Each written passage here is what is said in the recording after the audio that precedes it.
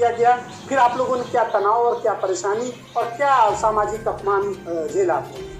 Brajesh sir, सबसे पहले मैं आपको और आपकी टीम को धन्यवाद देना चाहूँगा कि आपने हमें ये मौका दिया मुद्दा उठाने के लिए, और आपसे रिक्वेस्ट करूँगा कि कम से कम मुझे 5-7 मिनट का समय आप बोलें।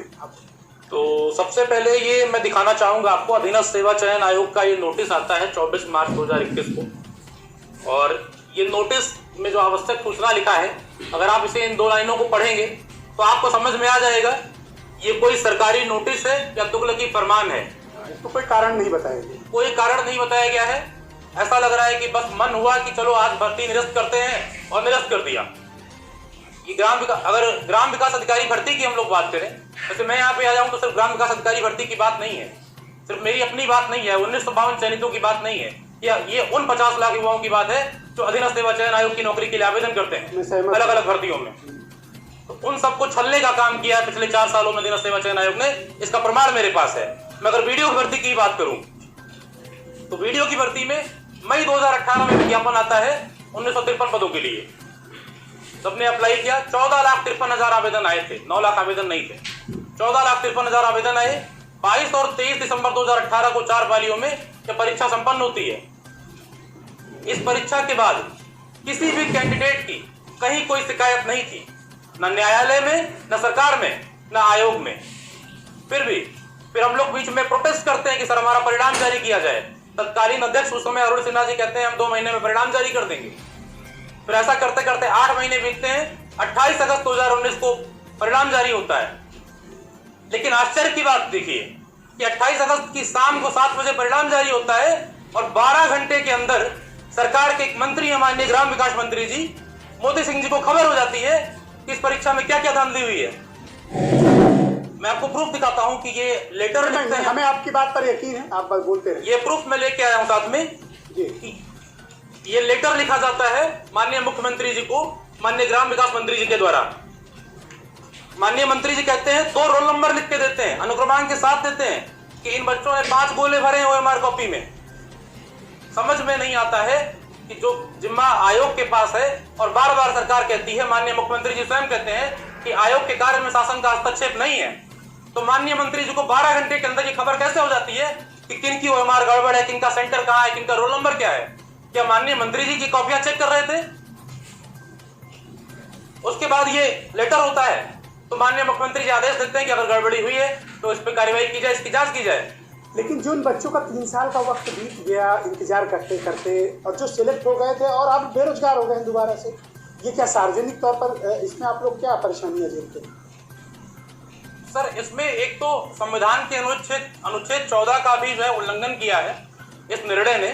मैं आपको सुप्रीम कोर्ट का एक डिसीजन दिखाऊंगा इसमें। और दूसरा, सड़क पे ला देने का काम किया है उन 1952 चयनित अभ्यर्थियों को, जिनसे बार बार ये वादा किया गया आयोग के द्वारा, सरकार के मंत्रियों के द्वारा कि आप मिठाई खिलाने की तैयारी करिए, 15 दिन बाद आपकी नियुक्ति आ जाएगी, 1 महीने बाद आपकी नियुक्ति आ जाएगी। जब हम लोग आयोग में जाते हैं तो आयोग के लोग कहते हैं कि हम लोक सेवा आयोग की तरह स्वतंत्र रूप से काम नहीं कर सकते हैं, यहाँ सरकार का दबाव होता है, हमें हर चीज के लिए परमिशन लेनी होती है। आप लोग मंत्री जी के पास जाइए, मंत्री जी से पूछिए आपकी भर्ती क्यों लटकी है। हम लोग सुबह 8 बजे लाइन लगा के मंत्री जी के पास जाके मिलते हैं। मंत्री जी कहते हैं 15 दिन इंतजार कर लीजिए, SIT की टीम से हमारी बात हो गई है, आप लोग की भर्ती हो जाएगी। माननीय मुख्यमंत्री जी कहते हैं शासन का हस्तक्षेप नहीं है। तो ये तो कह रहे हैं कि लाखों लोगों को रोजगार दे चुके हैं। इनके मंत्री के हस्तक्षेप की वजह से ही भर्ती हम लोग की फंसी हुई है। सर, मैं लाखों भर्तियों की बात तो बाद में करूंगा, अधीनस्थ सेवा चयन आयोग की बात कर रहा हूं। सरकार दावा करती है कि 16,708 पदों पर नियुक्तियां दी है सरकार ने। अभी आपने दिखाया, आप लोगों ने बोला कि 23 भर्तियां लंबित हैं। भाजपा सरकार में आई पहली भर्ती 2017 के बाद से युवा विकास अधिकारी अभी तक लंबित है। RTI की रिपोर्ट लेके आया हुआ हूं। इस RTI की रिपोर्ट में खुलासा हुआ है कि इस सरकार में जितने भी विज्ञापन अधीनस्थ सेवा चयन आयोग से आए हैं, इसमें एक भी भर्ती पर, एक भी पद पर नियुक्ति नहीं हो पाई है। लगभग 12,000 पदों के लिए सरकार ने विज्ञापन जारी किया है। समझ सकते हैं हम लोग। तो ये किन पदों की बात करते हैं? वो कौन से अभ्यर्थी जो 16,708 अभ्यर्थी हैं? हमारी दूसरी भर्ती थी वीडियो की, आज तक पूरी नहीं हुई है। ये नेक्स्ट राउंड में आपको टाइम देता हूं। भाई अमित पुरी जी, अगर मैं इन बच्चों को समझाऊं ना, काउंसलिंग ना करूं, तो लाइव टेलीविजन पर पता है ये रो दे, कितनी तकलीफ हुई। क्या इसके बाद भी आपका जमीर नहीं जागता?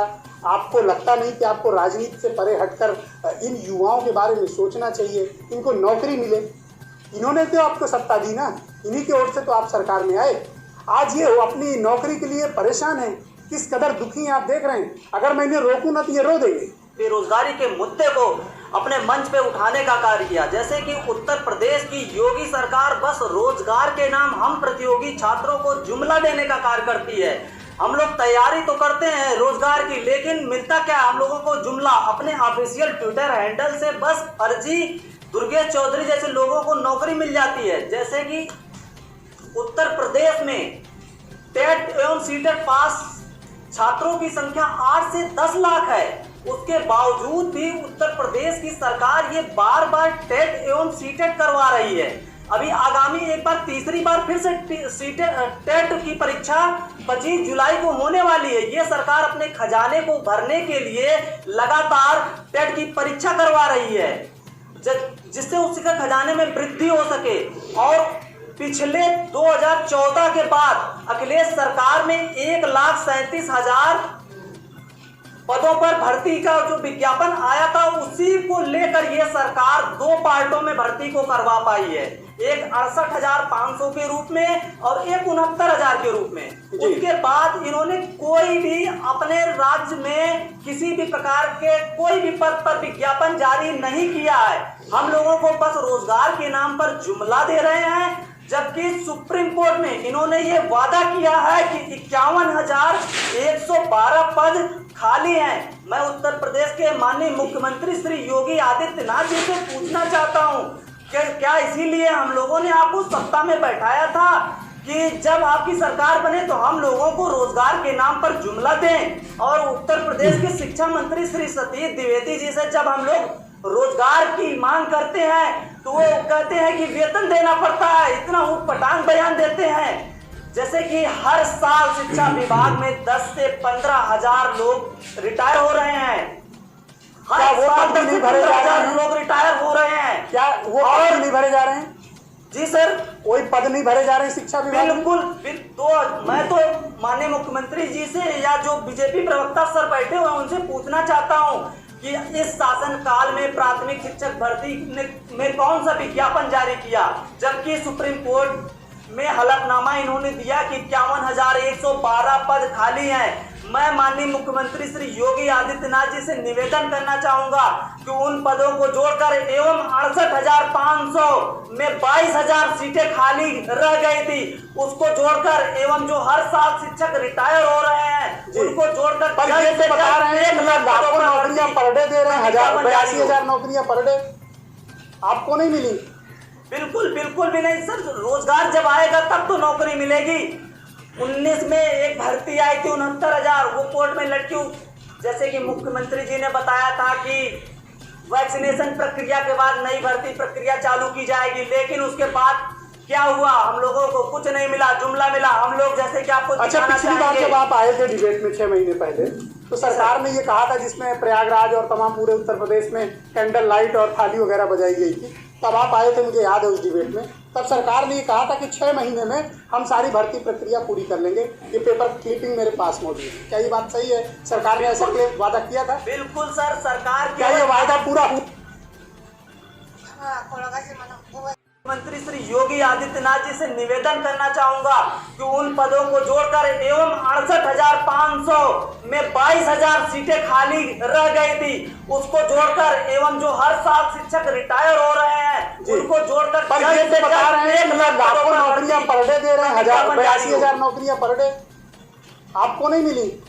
बिल्कुल बिल्कुल भी नहीं सर। रोजगार जब आएगा तब तो नौकरी मिलेगी। 19 में एक भर्ती आई थी 69,000, वो कोर्ट में लटकी। जैसे कि मुख्यमंत्री जी ने बताया था कि वैक्सीनेशन प्रक्रिया के बाद नई भर्ती प्रक्रिया चालू की जाएगी, लेकिन उसके बाद क्या हुआ, हम लोगों को कुछ नहीं मिला, जुमला मिला। हम लोग जैसे कि आपको अच्छा, पिछली बार जब आप आए थे डिबेट में 6 महीने पहले, तो सरकार ने ये कहा था, जिसमें प्रयागराज और तमाम पूरे उत्तर प्रदेश में कैंडल लाइट और थाली वगैरह बजाई गई थी, तब आप आए थे, मुझे याद है उस डिबेट में। तब सरकार ने ये कहा था कि 6 महीने में हम सारी भर्ती प्रक्रिया पूरी कर लेंगे। ये पेपर क्लिपिंग मेरे पास मौजूद है। क्या ये बात सही है? सरकार ने ऐसा वादा किया था? बिल्कुल सर, सरकार क्या ये वादा पूरा हुआ? बिल्कुल नहीं हुआ सर। सरकार केवल अखबारों के माध्यम से और अब टीवी चैनलों के माध्यम से अपने बयान बयां करती है।